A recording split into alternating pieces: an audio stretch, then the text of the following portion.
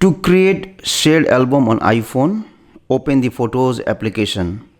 Make sure that this collection option is selected. Scroll down and there is an option here, shared album. Select start sharing. Select add photo and you can add those photos that you want to share. Select this tick icon. Enter the name for the shared album. Let me enter family. After that, select add participants. And here you have to enter the Apple ID of those person with whom you want to share this album.